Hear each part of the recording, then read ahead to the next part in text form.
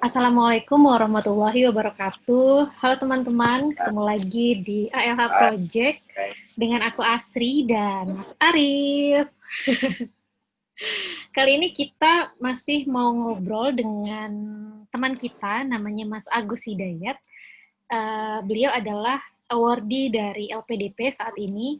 Dia tinggal di Austria dan dia juga punya pengalaman menerima beasiswa master dari World Bank.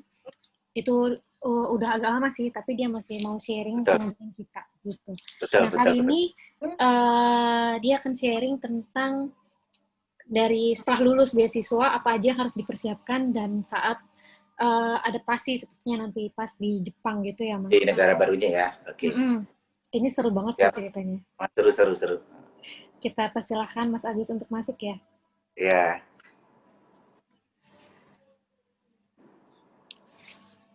Dia udah ketok-ketok kayaknya dari tadi. Kok nggak ada yang bukain pintu katanya. Nanti dulu dong, sabar. Halo. Halo, Mas Agus. Halo. Iya. Hai, Mas Agus. Lama banget nggak ketemu ya. Iya. Apa kabar? Baik. Baik. Duh. Mas Agus lagi di mana sih ini by the way? Di rumah atau di kampus? Iya, di apartemen. Oh, di apartemen. Lagi Bahasi sekarang di mana, Mbak? Apanya, kerjanya atau tinggal? Tinggal apa di apanya? Aku di Jakarta. Oh, di Jakarta. Di antara Jakarta, Bengkulu dan Vienna gitu. Oh iya, nanti judulnya itu ya. Aduh. Ya tadi kita udah prolog duluan, makanya kita nggak izinin Mas Agus masuk dulu.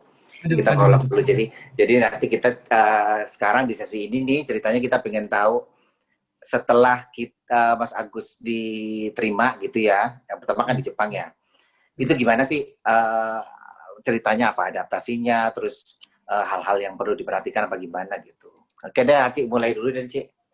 Iya, itu kali ya dari persiapannya. Kalau dari World Bank itu ada kayak training untuk sebelum berangkat gitu nggak sih, Mas? Atau langsung berangkat ke sana gitu? Nggak ada. Jadi kalau programnya memang dianggap udah mampu ya. Jadi beda sama kayak PPSDM. Jadi ya udah berangkat aja udah gitu. Langsung dia nggak ada pembekalan gitu ya. Nah, ini udah berangkat aja gitu. Itu waktu itu dulu berberapa? Sendiri saya. Dari Indo. Sendirian. Karena jatah cuma satu memang. Jadi memang agak berat ya gitu karena kita sendirian. Itu terus saya nggak pernah pisah juga sama anak istri, belum pernah yang sampai jauh gitu ya. Medan Tokyo kan jauh ya. Jauh ya. Jauh lumayan lah gitu. Iya. jadi memang itu yang berat sih, meninggalkan keluarga sebenarnya kalau kita udah berkeluarga. Ini kok teman-teman mungkin yang bedanya kalau misalnya kita dulu ya Ci, yang AS itu kan kita ada grup-grup gitu kan. Ada pelatihannya lama lagi. Dulu jadi mungkin ya untuk enak banget itu AS, enak banget. Sama kayak PPSDM kan gitu. Nah terus pas kan udah tahu nih udah lulus keterima, kemudian kan siap-siap nih berangkat nih. Iya, kayak harus cari akomodasi gitu. Iya, segala macam itu.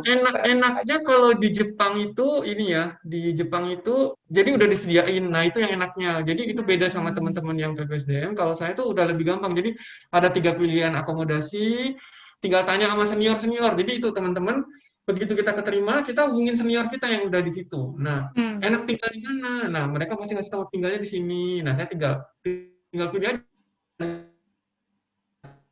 sini. Udah smooth kalau itu. Kalau itu udah asal kita networking dulu itu tadi ya. Kita bangun dulu networking sama yang udah di sana, kita bisa terbantu banyak ya. Nah, terus pas udah nyampe sana gimana tuh perasaannya? Bingung, ngah-ngoh. Iya, kebayang sih ya. Ya gimana ya? Ya pasti pertama kali dilakukan lah di sana gitu. Apa? Cari makanan halal di mana? Ini sedikit flashback ya. Oh gitu. Pertama cari berarti makanan halal. Makanan halal di mana? Belanja makanan halal di mana? Itu pertama kali. Gitu. Dan alhamdulillah tuh Jepang tuh enak ya. Jepang tuh banyak ikan, jadi ikan seafood banyak, jadi wah itu surganya seafood gitu. Tapi sulit saya malah di Austria sekarang gitu, karena di sini cuma daging sama ayam ya yang banyak ya, sapi sama ayam. Jadi ikan-ikan agak sulit. Tapi kalau di Jepang tuh enak banget. Eh, karena banyak seafood, jadi cari makanan halal. Dan masak sendiri itu yang paling berat sih kalau menurut saya. Masak tuh buat laki-laki mungkin kalau Mbak Asri gampang ya, karena cewek mungkin lebih gampang masak. Kalau saya kayak, kayak Mas Arif kan jago masak juga ya. Jago banget, kalau Mas Arif sih nggak masalah deh. Nah, kalau saya tuh repot masak gitu. Tantangan terbesar masak. Karena kalau belajar menurut saya teman-teman pasti semua bisa. Jadi menurut saya tuh asal kita serius, jadi belajar tuh gampang kok gitu. Yang penting kita serius fokus. Jadi ya ikutin aja apa kata dosen, pelajarin, baca buku, sering ke library. Yang belajarnya juga nggak yang kayak nerd yang kayak kutu buku belajar terus enggak juga gitu. Jadi standar aja gitu. Ya belajar tiap malam diulang. Kalau ada kuis atau apa siapin diri gitu. Kalau belajar saya yakin orang-orang Indonesia nggak kalah pintar, Kuncinya nggak kalah fokus ya. pintar. Ya, intinya fokus sih, fokus. Jadi ya kalau tiap hari dilihat bingung, diskusi sama teman, diskusi sama senior, itu diskusi banyak lah. Apalagi sekarang banyak WA, banyak internet juga Ya banyak ya di udah Google, agak gitu. ya. Belajar dari YouTube gitu. Insya Allah kalau belajar nggak berat menurut saya. Yang berat menurut saya itu kalau di luar negeri masak kalau saya. Oh, itu mungkin depends ke masing-masing ini kali ya. Orangnya Dan ya gitu. Kalau Mas Arif kalau mungkin misalnya ini social hampir life di semuanya. sana gimana? Bahasa Gimana Mas? gimana Mas? Ya, social life, Bahasa terus Oh, bahasa. Oh. nah itu yang saya sesali, saya setahun di Tokyo, saya nggak bisa belajar bahasa Jepang karena Tokyo itu udah internasional. Orang-orang itu juga banyak ya, jadi banyak yang bisa bahasa Inggris. Mungkin kalau teman-teman yang tinggalnya di luar Tokyo mungkin bisa menyerap bahasa Jepang. Jadi kalau di sana pakai bahasa Inggris terus. Sekolahnya juga pakai bahasa Inggris, profesor-profesornya juga lulusan dari Amerika, dari Inggris. Jadi memang udah fluent lah belajar bahasa Inggrisnya. Jadi ya mostly bahasa Inggris terus. Tapi jadi Kampus ruginya nggak total bisa bahasa belajar bahasa Inggris ya. Jepang. Ke kampus bahasa Inggris ya. Kampus bahasa Jadi Inggris, kemana-mana juga ya masih bisa lah bahasa Inggris dipakai, masih bisa. Kalau di tapi Tokyo kan ya, kalau nggak misalnya sebesar. di ya oke lah misalnya di sosial teman-teman kita terus di kampus gitu mostly pakai bahasa Inggris ya. Tapi kalau misalnya kayak kita belanja terus kayak kita ke jalan ke supermarket gitu gimana tuh? Apa Ya paling itu ya. Kalau di Jepang tuh kira-kira paling doang? sumimasen gitu. Sumimasen tuh Oh ya. excuse me, sumimasen gitu. Itu aja sih magic word-nya yang menurut saya yang penting. Ya kayak ada tulisan-tulisan di supermarket itu. Kan jarang belanja Mas Ari. Paling kalau belanja pun yang supermarket beras. Beras kan ya udah tinggal cari rice. Ya kan ya sama sih bentuknya kan beras gitu. Oh, Cuman kalau paling misalnya kalau kita beli-beli ini kayak Mas Ari, yang beli-beli makanan gitu kan ada rice maaf cake kalau ya. kan kita nggak bisa yang ada babi ya gitu atau ini yang tidak ini. Jadi itu yang paling agak repot itu kalau kita beli-beli makanan-makanan kemasan tuh ada nggak butanikunya gitu. Tapi paling bilang ke kasirnya gini, butaniku wacoto gitu. Jadi butaniku wacoto. Saya nggak bisa makan babi. Nanti dia akan cek, oh butaniku, no, gitu gampang sih. Gitu. Oh, Tadi butaniku babi wacoto. Saya nggak bisa gitu. Paling itu sih. Gitu. oke. Kalau ininya Mas, ibadah, kalau mau sholat gitu. Oh, alhamdulillah Mbak Asri di kampus saya itu ada masjid, ada musola kecil. Jadi saya tuh malah di Jepang pernah jadi itu loh, khatib sholat Jumat. Hebat. wow. Right. Belajar. Kayaknya nanti di Austria juga harus belajar juga nih. Oh gitu ya. Tapi berarti maksudnya itu kan benar-benar something new ya. Maksudnya yang kita di Indo benar-benar ya Nggak mungkin pernah kayak ya. mustahil lah dilakukan gitu ya. Tapi di negeri orang itu malah Oh, kita harus bisa baru. semuanya, harus bisa semuanya. Ada pengalaman baru gitu ya. Betul. Cuman kan ya jangan bayangin lah kalau aku jadi khotib Jumat nanti Kenapa? gimana? Nggak apa-apa. Bisa lah, pasti keren banget itu. Nanti orang-orang Iya, pada ini. bisa langsung apa? Keren banget nih khotbahnya gitu ya. Terus sih. Ya, itu aja sih sebenarnya yang aku penasaran ya.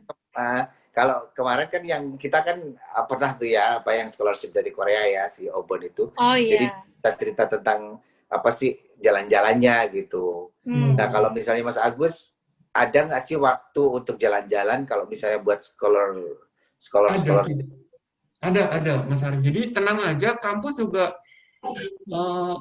work life balance itu ada ya, study life balance itu ada.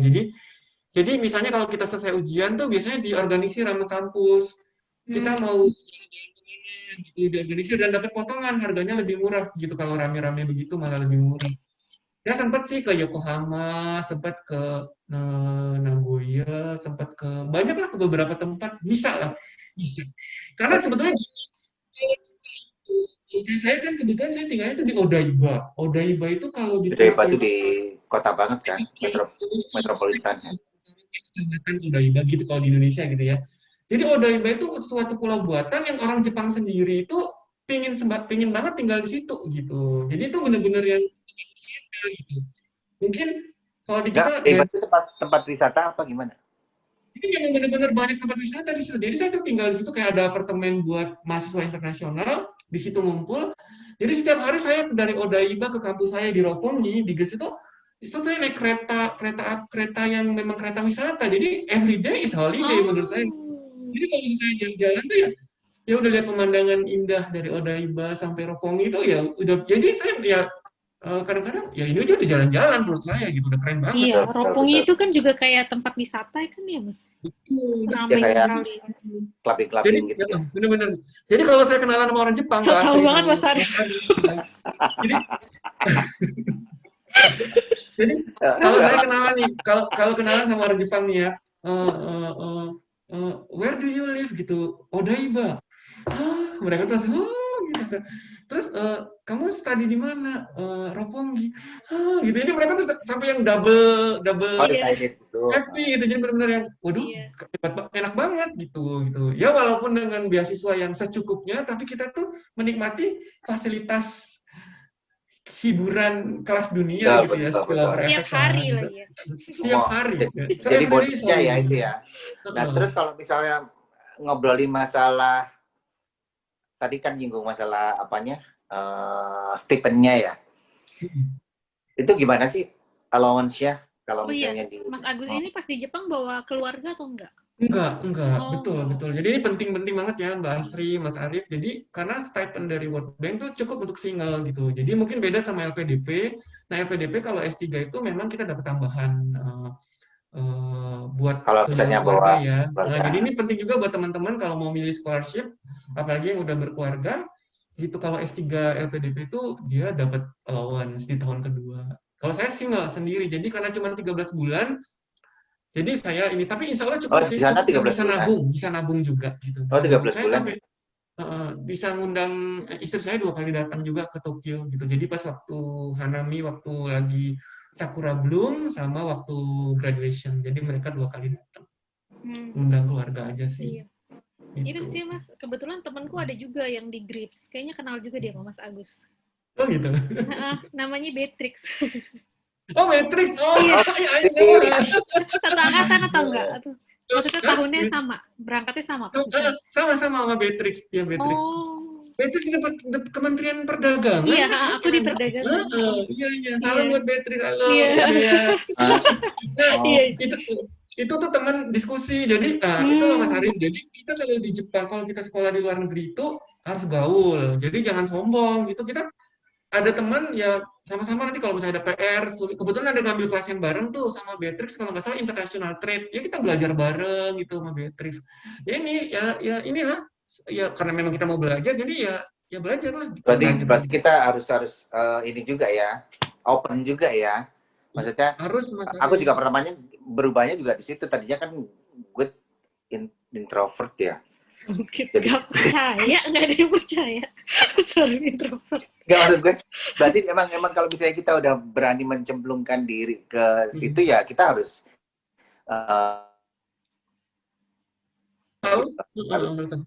harus mau bergaul sama siapa aja gitu kan. Nah terus yang di Jepang ada yang tanyain lagi Ci? Ini sih aku suka penasaran aja sama culture orang Jepang gitu kan, suka beda. Itu ada yang bikin kaget nggak Mas? Saya itu ya paling suka sama orang Jepang itu etos kerjanya ya. Jadi kalau kita itu mungkin berurusan sama public officer tuh kayak gimana gitu ya. Sama orang Jepang tuh bener-bener. Saya lihat sendiri ya di kampus saya, kayak bagian umumnya gitu lah, kayak bagian ininya itu tanpa kita minta pun mereka membantu. Mereka tuh pulangnya tuh lewat jam 5 terus. Jadi bener-bener tuh dibantuin tuh sampai ini gitu. Jadi saya belajar etos kerja tuh dengan orang Jepang. Etos kerja yang bagus ya. Bagus banget. Ya itu yang bagus. harusnya Dan kita bawa. Dan yang paling saya sampai bikin saya hampir mau nangis tuh Mbak Astri sama Mas Arif tuh sama orang Jepang ya. Jadi saya tuh pernah kehilangan handphone. Jadi saya punya 2 handphone waktu itu. Nah, handphone yang satu ini saya nggak tahu ketinggalan di mana gitu kan. Saya ingat saya dalam minggu ini saya nggak ada kemana-mana gitu. Jadi, tapi saya ada sekali makan sama teman saya orang Jepang, saya diundang makan, kita makan di satu restoran, cuman ke situ doang. Tapi masa saya ketinggalan di situ? Ya, saya masih gambling aja nih udah seminggu. Nah, sampai saya cari di kampus nggak ada, di ruang belajar saya nggak ada. Saya cari di apartemen udah ubek-ubek nggak ada. Saya iseng-iseng ke kafe, ke warung itu, ke kafe itu, ke tempat makan itu, restoran itu. Saya nanya, I left my handphones about 2 weeks ago gitu. Itu mbaknya langsung keluar ngasih handphone ke saya. Berarti dia disimpan ya? Saya gambling, nggak tahu. Cuman ini aja. Dan saya tuh sampai yang, aduh, kalau bisa saya peluk, mbaknya saya peluk deh, karena nggak boleh ya. Gitu kan. Kenapa nggak dipeluk waktu itu? Saya udah kawin Mas Ari. Nanti mbaknya cantik pula itu. Nanti bisa berabe ya, bisa bahagia. Bisa rame ya. Oh gitu. Jadi benar-benar tuh kejujuran tuh saya udah yang game nggak tahu gitu. Jadi memang itu saya lihat benar-benar integritas orang Jepang tuh ya. Perlu di ini ya. Kita belajar lah. Iya. Jadi kita juga belajar bukan cuma di kampus doang ya, tapi dari budaya kita. Jadi ya Mbak Asri, Mas Arif, kita tuh ya banyak juga hal yang mungkin yang bisa kita tiru dari Jepang, tapi ada juga yang nggak bisa kita tiru. Jadi kita sebenarnya tergantung kita sih. Iya, kita yang mana yang mau bisa kita gitu, ambil yang mana gitu. Ya kalau mau lihat yang Harajuku ya saya nggak menghina yang Harajuku ya. Ya bisa aja gitu tiba ada bapak-bapak rambutnya kok pink gitu kan, terus kok pakai celana pendek ya, masa kita niru yang kita pilihan sih ya, pilihan gitu. Jadi yang menurut kita baik, yang cocok sama kita. Kita cocok juga lah ya. Kita kan udah dewasa. Iya udah dewasa. Iya nggak usah dijelasin. Terus. Jepang itu nyaman sekali dan aman. Itu Mbak Astri ya, Mas Arif. Itu yang saya Tokyo tuh surganya public transport. Surganya public transport. Jadi kita kemana-mana naik public transport, orang-orang pakai baju mewah, baju bermerek-merek tuh naik public transport. Itulah di Tokyo. Jadi memang keren banget gitu. Jadi orang kaya, orang miskin, orang pertengahan tuh sama-sama di public transport. Itu yang menurut saya yang keren ya. Surganya public transport dan I feel safe in Tokyo. Saya sangat merasa aman di Tokyo. Keren. Oke. Kalau dari sisi ini Mas. Tapi sebelum ke situ kan sebenarnya perjuangannya susah ya. Nanti kita kayaknya session sendiri deh yang dapetin LPDP segala macam terus ya. Boleh. Ini waktunya masih ada Ci? Masih ada beberapa menit. Mau dilanjut ke Austrianya apa masih mau di? Aku masih penasaran sama Jepang, soalnya aku suka banget sama Jepang. Oke, nanti Austria sesi sendiri aja. Iya. Yang Jepang aja dulu yang ini. Boleh. Terus ini apa? Kalau misalnya textbooknya bahasa Inggris, Mas Ari. In English ya? In English, makanya tuh teman-teman tuh yang belajar IELTS, belajar IBT sampai ngelotok, karena itu nanti kalau kita nggak lulus itu gimana kita mau reading a book? Betul. Kita mau listening profesor kalau kita nggak lulus itu. Jadi itu memang saringan awalnya tuh udah top banget tuh. Memang harus ada certain nilai tertentu ya, kriteria tertentu. Kalau kita lewat dari situ berarti kita bisa belajar. Oke. Kalau dari ininya Mas, musim kan? Kita tadinya tinggal di Indonesia, terus pindah ke sana. Jepang tuh indah banget ya, 4 musim. Saya makanya amazed banget sama pohon sakura itu ya Mas Arif, Mbak Asri. Itu di depan kampus saya ada. Jadi kalau dia musim semi, warnanya ini. Kalau dia musim gugur, warnanya ini. Jadi 4 musim tuh dia berganti warna, keren banget. Gitu ya. Subhanallah ya, keren ya. Subhanallah memang. Aduh, saya tuh kalau lihat. Terus satu pohon bisa beralih rupa dalam 4 musim dalam setahun. Gitu kalau kita ya? kan nggak bisa kan, kalau kita kan mau musim apa juga tetap gini aja kan bentuknya gitu loh. Kecuali Ya mungkin bajunya bisa diganti baju. Nanti kita dulu gitu. Ada ini juga ya Mas Agus. Apa salju? Oh, ada. Jadi saya di Tokyo itu ada salju Mbak Asri. Jadi kebetulan, nah itu juga saya merasa terberkati ya, blessing banget ya. Tokyo itu nggak pernah ada salju udah hampir di 5 tahun, 5 tahun apa 6 tahun gitu. Jadi begitu pas zamannya saya itu salju turun gitu. Saya tuh sampai yang main-main di salju, aduh. Oh, Tapi salju itu ini ya, cuman enak buat dipoto doang. Kita datang foto-foto pakai salju. Tapi kalau dijalani tiap hari, aduh, puyeng deh. males ya. Iya sih. Ya itulah makanya kan memang Agak-agak yang berlebihan itu selalu Nggak bagus ya. kan. Enaknya secukupnya aja. Iya betul. Enggak makanya Tapi nanti itu Mbak Asri, yang di Tokyo itu kalau musim dinginnya itu agak ini ya. Jadi anginnya tuh lebih menusuk gitu. Jadi anginnya kan kenceng. Jadi sebetulnya kalau salju itu sebetulnya ya nggak dingin-dingin. Tapi anginnya itu hembusan anginnya tuh yang sampai iya sih. Benar. yang menusuk nah kalbu kalau ya. Austria ini kan 6 derajat ya. Tapi anginnya nggak besar, nggak kenceng, nggak kayak Tokyo. Jadi nggak menurut saya dingin. masih lebih parah Tokyo sampai sekarang sih ya. Saya belum tahu nanti kalau nanti. Jadi kapan nih mau sharing tentang Austria nih? Kapan diundang Mbak Asri dan Mas Arif? Saya siap. Aduh seneng banget nih kita dapat bintang tamu kayak Mas Agus gini. Iya, ilmunya banyak sharingnya. Banyak yang di-share. Kita jadi Kalau bisa, ada gambaran lah. Betul. Saya sih sebenarnya sih nggak bermaksud pamer atau apa, cuman supaya teman-teman tuh termotivasi untuk belajar. Apa-apa sih pamer nggak apa. Bisa ngasih tahu ke teman-teman. Sharing experience. Ya, sharing. Yang penting kan kita ya obrolan kita kan bisa jadi inspirasi buat teman-teman juga. Maksudnya kalau misalnya ternyata begitu ya gini. Jadi ada keinginan untuk mewujudkan apa yang kita obrolin ini loh gitu loh. Apa belajar yang apa segala macam. Gitu. Gimana sih? Apalagi ya? Ada lagi nggak Mas Agus yang bisa di-share tentang Jepang? Nah, sekarang dia sharing apa? Yang kalau di Jepang sih ya, kalau Jepang itu menurut saya jadi gini, kalau kita kiblat ke Asia, menurut saya memang yang bisa kita kiblat itu Jepang, enggak Korea, South Korea ya, Korea Selatan. Karena bagaimana mereka membangun ekonominya dari yang nggak punya apa-apa jadi negara yang maju ya gitu. Jadi menurut saya kita harus memilih negara yang kita bukan hanya belajar textbook di situ gitu, tapi kita bisa juga kok mereka bisa maju. Nah dari situ tuh kita akan dapat insight yang buat mereka bisa lebih maju itu. Jadi mungkin teman-teman kalau misalnya mau pilih tempat sekolah, jadi pelajarinlah selain kita mau belajar textbook, karena menurut saya textbook di mana-mana sama. Ya buku yang saya pelajari di Jepang sama dengan buku pelajari di Amerika, sama buku pelajari di Australia gitu sama sebenarnya standar buku kan ini. Tapi ketika kita lihat environment, etos kerja gitu ya, baru nilai-nilai mereka gitu, itu yang menurut saya yang membuat kita berbeda dengan orang lain ya. Jadi kita betul. Menurut saya itu sih. Iya, jadi itu bisa jadi salah satu pertimbangan kita ya ketika milih negara mau kemana gitu. Pas pilih apply ya. Oke. Udah kalau aku sih udah Ci. Iya, kayaknya udah nih yang sesi Jepang ya. Mudah-mudahan cukup nanti memberikan insight buat teman-teman yang mungkin tertarik. Apa Mas? Maksudnya diakhiri, tapi jangan off dulu. Oh iya. Ya udah sesi ini kita akhiri dulu ya. Makasih Mas Agus untuk sesi yang ini. Mas Agus sharingnya ya. Semoga bermanfaat buat semua. Ya, makasih teman-teman semua. Ya. Sama-sama, makasih. Ya, dadah.